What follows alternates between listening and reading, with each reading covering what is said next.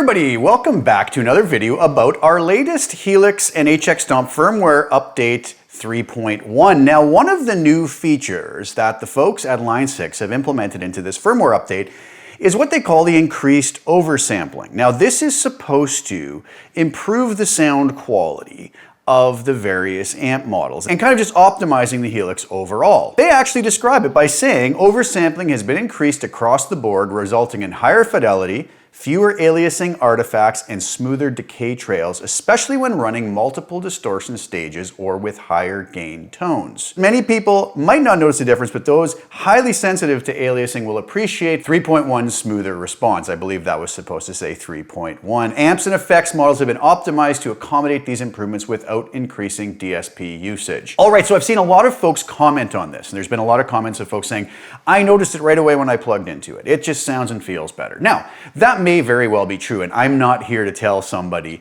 that they are or are not hearing something that they think they're hearing. I mean, that's up to each individual to decide. But one thing I always like to do, anybody who follows my channel, is when comparing two different tones or when comparing anything really, we have to keep it an apples to apples comparison. So variables such as different performances, different volume levels, etc., are going to affect whether or not we're actually hearing the difference we think we're hearing versus the difference in one of those other things, such as the, how hard we're hitting the strings or in a performance, or, the different volume levels if we're comparing two different things. So I thought, since I've had a bunch of requests, I would do a video comparing, in the most scientific way I can do it, comparing the 3.0 tones to the 3.1 tones, where we are supposed to have this new increased oversampling, so that folks could hear them side by side in a number of ways and now really make their decision with all the other variables taken away. I'm not really going to give my opinion here, but I will show you visually the sound difference too. But for now, let's take a listen and just see if we can actually hear a difference. So what I did is I created a preset within the Helix, and what you'll see here is I did a dual amp setup, just to sort of blend a couple amps that maybe some folks have said they've heard this aliasing on before. One of them being the Placate or Dirty on one path, and then I simply blended it with a solo lead OD amp, both cranked up with sort of maximum gain through stock cabs with 412 Greenback 25 and the 412 solo lead EM cabs on them. I used the 57 dynamic mics on both, and I turned all the high cuts and low cuts off. Didn't want to roll anything off. I just wanted to keep it just so that we're hearing the amp tones to maybe possibly hear the differences a little bit clearer. This is going to be a fairly high gain sound, and I thought this might be a good way to test this. There's other ways you could too, with delays and reverbs and everything, but I don't want to go into too many tests. So what I've recorded is 3 audio examples. One with just a sustained kind of power chord so that we can hear the trails out as it decays. One just playing a guitar riff, rhythm guitar riff, and one playing more of a lead idea. What I'm going to do is I'm going to play you the 3.0 version, the 3.1 version, and then I'll play a version of it with them spliced together, going back and forth so you can really hear them switching back and forth. And then I'll leave it up to you to decide whether you're hearing a difference or not. So let's take a listen to those.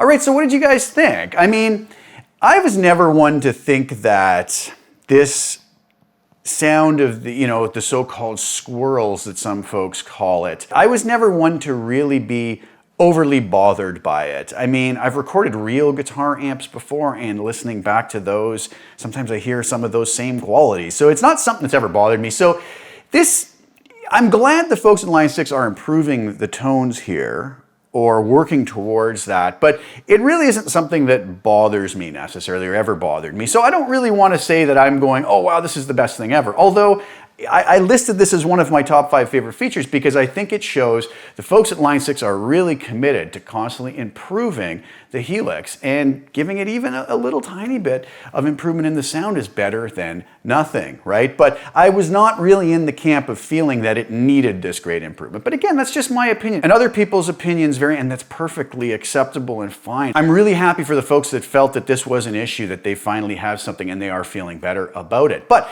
let's go a little more scientific on it here. And what I did is I ran the first chord that I played of the sound files, and I ran it through a spectrum analyzer. And we'll go over to Cubase 11 here, and what I used is the included Voxengo Curve EQ, and I set it up so that I have 2 different spectrums here. And you'll notice the white spectrum over here is 3.0, the sound from 3.0, and the purple is 3.1. So if I get rid of the purple, there's your spectrum in white, which is the 3.0 sound, and if I get rid of the white and put the purple back, there's our 3.1. These are the exact same performance through the exact same preset, just one on 3.1 and one on 3.0. So if I overlay these, we do see a difference here. Starting around, I would say, 40 hertz and stretching all the way down, the 3.1 firmware version is a little bit louder down there. And you'll notice as you go through, if we zoom in to some of this a little bit closer and scroll along the spectrum, we'll see little discrepancies between the two all along. But as we go through the mid frequencies, it's very close. You know, if we do really zoom in, we may see here, there's some differences all the way through the spectrum for whatever this is worth and whatever it means. But where we really see the difference is right up here between, let's say, I would say roughly 17 kilohertz all the way up to 24 kilohertz. There's quite a boost with the 3.1, and that may be what the Line folks were referring to with the higher fidelity and smoother decay trails, and this may be why that is. So definitely a difference, especially if we zoom out here, we see the entire spectrum. There's a difference between the two, for sure, definitely, no question about it. Whether we hear that difference or not depends on us, our ears, what we're listening for, maybe what we're playing. Maybe certain tones won't show this off as much as others. Maybe the reverbs will sound a little bit better. Maybe they won't. I don't know. Everybody's going to have to kind of make up their mind on their own. So this video really wasn't about telling you like, oh my goodness, listen to how much better it sounds. Because the word better is so subjective, right? One person's better is different than the other person's better. And it's not for me to decide for anybody if they think it's better. But I just wanted to present the information to let you hear the difference in a proper match test with the same performance at the same volume. And then also going through the spectrum analyzer to see a picture of what the differences are. And now you guys can make sort of an educated decision or an opinion about what you're actually hearing, seeing this. And not just going and playing through the new one and saying, oh, that sounds much better. I've talked about this before. Our memory, our audible memory for these things is very poor, right? 1 or 2 seconds after we hear something and try to compare it to another sound in this way, we've already forgotten audibly what the previous sound sounds like. So the best way to compare these is not to just play through the new 3.1 firmware and say, oh my goodness, listen how much better it sounds. And again, I'm not saying it doesn't sound or feel better, but we have to do a proper comparison and really hear them side by side. And that's why I wanted to do the splice one I did today, so you could hear them switching very seamlessly. So anyways, I hope you guys enjoyed that. I'm not coming to any conclusions. I'll leave that up to you. Obviously, the folks in Line 6 have tweaked this. There is a difference. It's going to be up to us to decide how big a difference that actually means to us in real terms. And I really do hope that a lot of folks playing the presets now will really notice and feel that they have a better sound. That's always a great thing. So hats off to the folks at Line 6 for always trying to improve this. Really, really cool stuff. This has been one of my favorite updates, as you can tell by all the videos I've done about it so far. Really packed full of features. And I'm going to have some more videos about it coming up